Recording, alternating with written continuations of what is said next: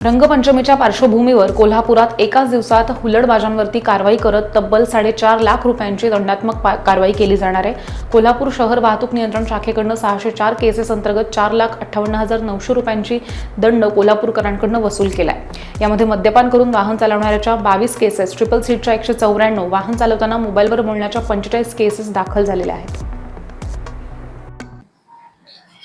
कोल्हापूर शहर वाहतूक शाखेतर्फे रंगपंचमीच्या अनुषंगाने कोल्हापूर शहरामध्ये जे हुल्लडबाज आहेत अशावरती जे वाहन चालक आहेत त्यांच्यावरती एकूण 604 केसेस केलेले आहेत।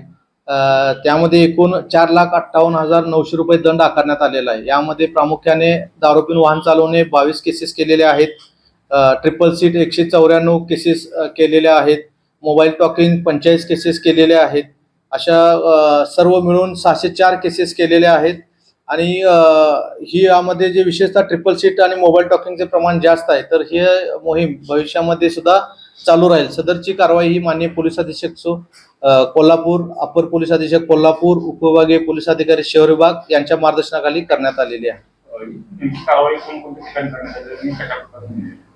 कोल्हापूर शहरामध्ये 31 ठिकाणी ही कारवाई करण्यात आलेली आहे। जे महत्त्वाचे चौक आहेत यामध्ये ताराणे सिग्नल, CBS परिसर, इकडं महावीर कॉलेज, दसरा चौक, शहरातला आतला मुख्य भाग या ठिकाणी ही कारवाई करण्यात आलेली आहे।